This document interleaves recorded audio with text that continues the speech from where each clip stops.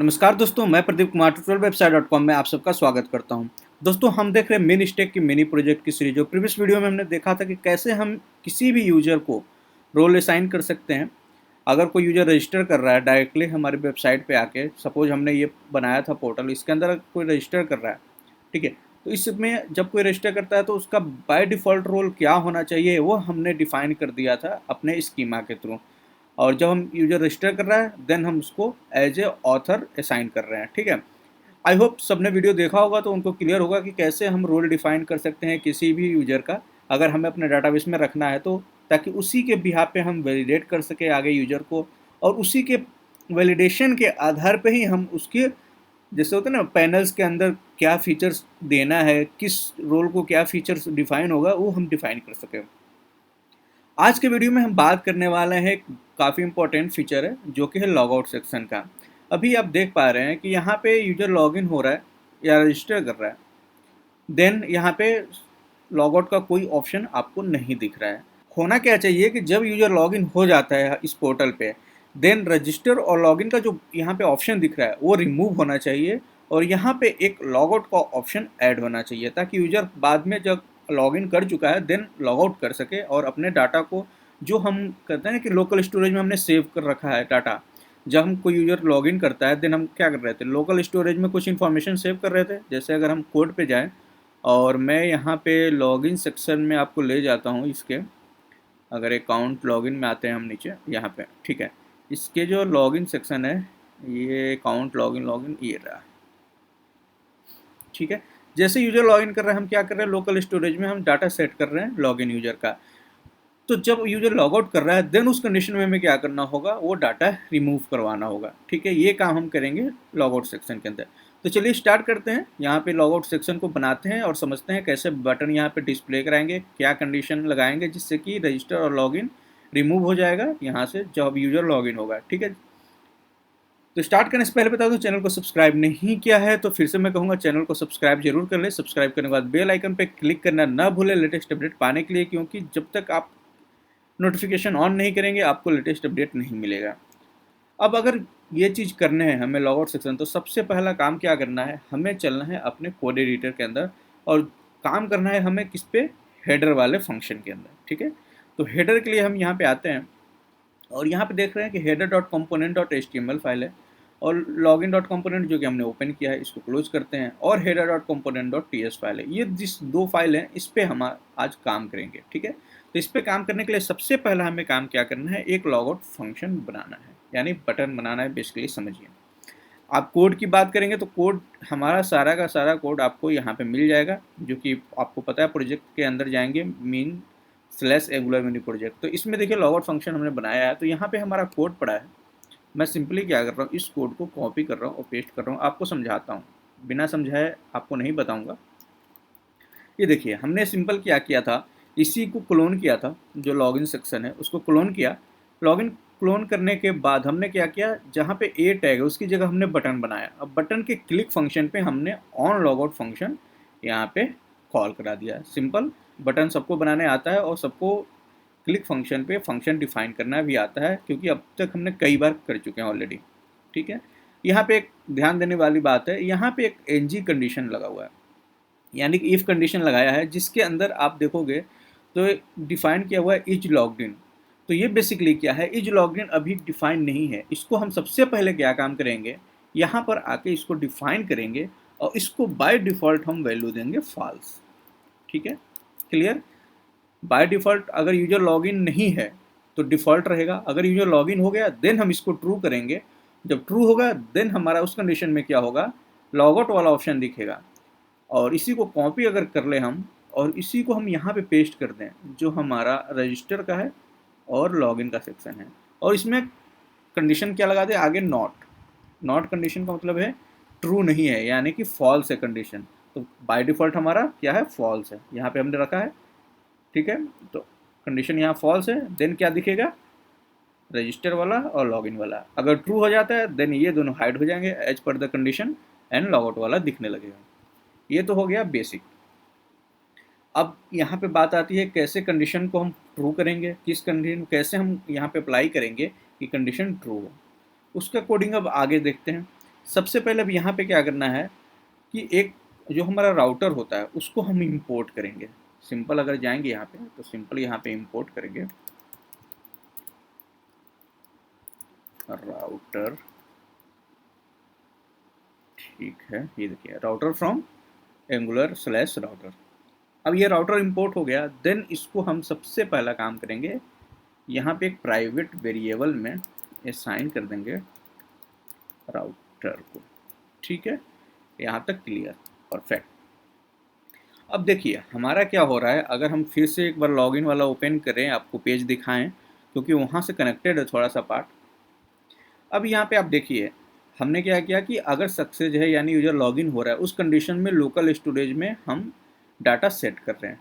Clear. Then data अगर हम set कर सकते हैं तो इसको हम गेट करके चेक भी कर सकते हैं कि लोकल स्टोरेज में जो यूजर लॉगिन का डाटा है वो अवेलेबल है कि नहीं। ठीक है, तो अब हम क्या कर रहे हैं, कंस्ट्रक्टर के अंदर हम ये चीज़ चेक करेंगे। कंस्ट्रक्टर के अंदर हम सबसे पहले लिखेंगे इफ़ के अंदर हम यहाँ पे लिखेंगे लोकल स्टोरेज, ठीक है, डॉट गेट आइटम।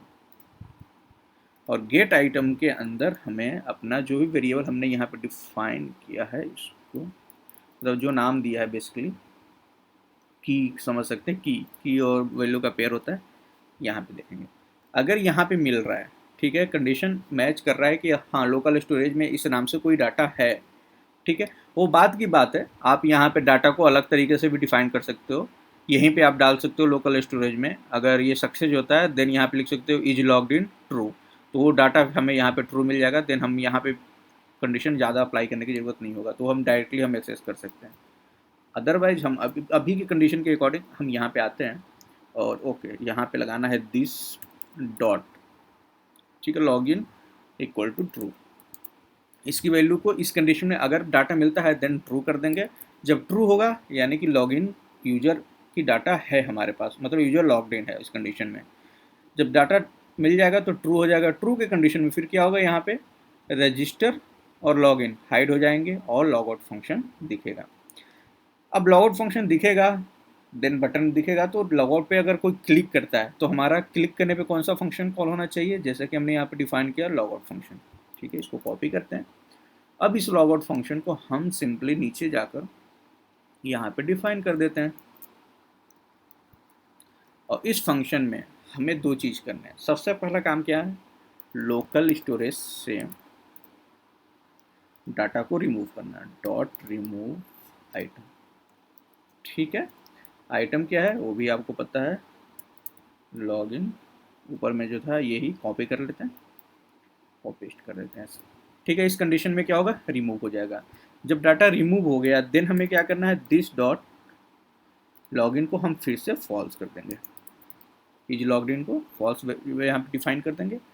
जब इतना हो गया देन अब क्या करेंगे, इसको होम पेज पे आपको रिडायरेक्ट कराना है, होम पेज पे रिडायरेक्ट कराइए, लॉगिन पे कराना है लॉगिन पे कराइए, मतलब जिस भी पेज पे आप चाहें करा सकते हैं। मैं अभी के लिए क्या करता हूँ, होम पेज पे रिडायरेक्ट करा देता हूँ। जैसे यूजर लॉग आउट होता है देन होम पेज पे रिडायरेक्ट हो जाए। तो उसके लिए यहाँ पे एक ऑप्शन है राउटर डॉट नेविगेट। ठीक है, नेविगेट के अंदर आप जाएंगे, फंक्शन बनाएंगे। ठीक है, इसके अंदर एरे फंक्शन बनता है और इसके अंदर हम सिर्फ स्लैश ऐसे लिख दें और कुछ नहीं करना, सेव करेंगे। इतना काम करना है सिंपली, दैट्स इट। इतने काम में आपका लॉगआउट का फंक्शन वर्क करेगा। चलिए टेस्ट करके देखते हैं। आया आगे हम यहाँ पे, और ये रहा हमारा प्रोजेक्ट का, और इसको रिफ्रेश कर लेता हूँ मैं पेज को एक बार, क्लियर हो गया। लॉगिन पे आते हैं, लॉगिन पेज पे आ गया। अब इसके कंसोल में जाते हैं, चेक कर लेते हैं ना पहले कि डाटा है कि नहीं लोकल स्टोरेज में कुछ भी, देन हम आगे काम करते हैं। आए हम इसको मैं क्या करता हूँ, साइड में कर देता हूँ, देन ग्रेट। अब यहाँ पे देखिए, अगर मैं थोड़ा सा यहाँ पे स्क्रॉल कर दूँ, यहाँ पे देखिए कि लॉग्ड इन यूजर के नाम से अभी कुछ भी डाटा नहीं है। देन परफेक्ट, यहाँ पे डाटा नहीं है, इसीलिए हमारा क्या आ रहा था यहाँ पे, अगर मैं इसको थोड़ा सा स्क्रॉल करूँ देन यहाँ पे रजिस्टर और लॉगिन आ रहा है। ठीक है, अब यहाँ पे लॉगिन करके देख लेते हैं। हमने यूजर रजिस्टर कर ही लिया था, देन बस लॉगिन करना है। अब जैसे लॉगिन सबमिट करूँगा मैं, जहाँ चेक होगा वैलिडेट होगा, अगर डाटा मिलता है, यूज़र नेम पासवर्ड सही होता है, देन आपका सबसे पहले यहाँ पे लोकल स्टोरेज में हमें वैल्यू ऐड हो जाएगी। देखिए यूज़र लॉगिन हो गया, यूज़र लॉगिन होते ही ये देखिए यहाँ पे वैल्यू ऐड हो गई, ठीक है। बट देखिए लॉगिन हुआ, यहाँ पे हमारा लोकल स्टोरेज में वैल्यू ऐड हो गया, बट पेज रिफ्रेश नहीं हुआ है, जिसकी वजह से क्या हुआ कि अभी रजिस्टर और लॉगिन दिख रहा है। अगर मैं यही इस चीज़ को मैं यहाँ पे रिफ्रेश कर देता हूँ पेज को, तो ये देखिए लॉगिन पेज दिख रहा है, बट लॉगआउट बटन आ गया, रजिस्टर और लॉगिन रिमूव हो गया। लॉगिन पेज का एक्सेस हमारे पास है इसलिए। अब हम क्या कर सकते हैं, लॉगिन पेज पे हम कंडीशन चेक कर सकते हैं। कहने का मतलब ये है, अगर हम अब लॉगिन पे जाते हैं और लॉगिन का जो कंपोनेंट पेज है, ठीक है, अगर यहाँ पे हम चेक करते हैं, इसके कंस्ट्रक्टर के अंदर हम आए, जो इसका कंस्ट्रक्टर है ये रहा, ठीक है, इसके अंदर सेम चीज़ हम चेक करा लें जो कि हमने हेडर के अंदर कराया था। ये अगर ये मैच करता है यानी कि डाटा मिलता है इसको, क्लियर, देन ये क्या करे, नेविगेट कर दे। उसके लिए हम यहाँ पे राउटर को भी यहाँ पे कॉल करा लेते हैं ऊपर से।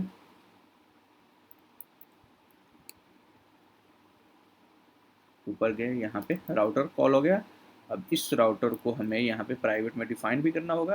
देन हम यहाँ आते हैं, इसके आगे कॉमा लगा देते हैं और यहाँ पे लिखते हैं प्राइवेट वेरिएबल का नाम राउटर और इसको डिफाइन कर दिया। अगर ये मैच कर रहा है, अब यहाँ पे देखिएगा, अगर डाटा हो, यहाँ पे कोई डाटा है हमारे पास, तो देन हम क्या करेंगे, सिंपल राउटर डॉट नेविगेट, और इसको नेविगेट किस पे कर देंगे, होम पेज पे या किसी अदर पेज पे हम नेविगेट कर सकते हैं। अभी हम होम पेज पे कर देते हैं, सेव करते हैं, सक्सेसफुली कंपाइल हो गया। अब आते हैं होम पेज पे, ये देखिए होम पेज पे रीडायरेक्ट कर दिया अपने आप ही। अब अगर हम लॉगिन लिखते हैं मैनुअली भी, तो ये देखिए रीडायरेक्ट कर देगा होम पेज पे। परफेक्ट, यानी कि सही चल रहा है। इसी तरीके से सेम कंडीशन हम लगा सकते हैं रजिस्टर पेज पे। सिंपल क्या करना है, आपको यहाँ से राउटर को यहाँ से कॉपी करना है, देन जाना है यहाँ पे रजिस्टर वाले के केस में, रजिस्टर वाले के फाइल्स में जाओ, यहाँ पे आप पेस्ट करो इसको, देन लॉगिन वाले से सिंपल प्राइवेट वेरिएबल कॉपी करो, रजिस्टर में जाइए, देन यहाँ पे कॉमा करके पेस्ट कीजिए और फिर इस कंडीशन को, नीचे वाले कंडीशन को आप लगा दीजिए।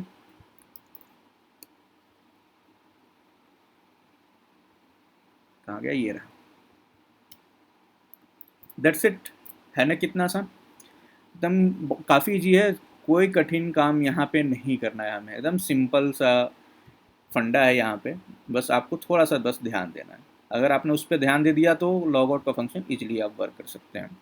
ठीक है, अभी तो लॉगिन का चेक कर रहे थे, अब रजिस्टर का भी हम चेक कर लेते हैं एक बार। स्लैश रजिस्टर, तो ये देखिए ये भी रिडायरेक्ट होना चाहिए होम पेज पे। परफेक्ट, हो गया रिडायरेक्ट, ओके। अब यहाँ पे ध्यान दीजिए, हमने क्या कहा था कि अगर यूजर लॉगिन हो गया, परफेक्ट, तो क्या होगा, लॉगआउट का ऑप्शन आएगा। लॉगआउट पे क्लिक करते ही हमारा फंक्शन कॉल होगा लॉगआउट का, देन ये जो वैल्यू हमने यहाँ पे स्टोर हुआ है अभी लोकल स्टोरेज में, वो रिमूव हो जाएगा। चलिए लॉगआउट करके देखते हैं। लॉगआउट किया, ये देखिए डाटा यहाँ से रिमूव हो गया और होम पेज पे आते ही देखिए रजिस्टर और लॉगिन सेक्शन दिखने लगा। परफेक्ट। अगर लॉगिन पे हम अगर कंडीशन लगा दें, जैसे यूजर लॉगिन हो रहा है, इस लॉगिन पेज पे आए, लॉगिन हो रहा है, तो उसी टाइम राउटर होम पेज पे रिडायरेक्ट करा दें यहाँ से यहाँ पे, देन परफेक्ट यहाँ भी काम करेगा। दिस डॉट राउटर, यहाँ पे अब क्या हो जाएगा, दिस डॉट लग जाएगा क्योंकि कंस्ट्रक्टर से बाहर है। ठीक है, सेव करेंगे, ये देखिए उसी की वजह से एरर आ गया था, अब सक्सेसफुली कंपाइल हो गया। ठीक है, अब वापस जाते हैं पेज पे, अब लॉगिन पेज पे आते हैं। अभी देखिए, अभी क्या था, लॉगिन पेज रिडायरेक्ट हो जा रहा है तो होम पेज पे अगर यूजर लॉगिन है तो, लेकिन नहीं है। अब मैं फिर से लॉगिन करता हूँ,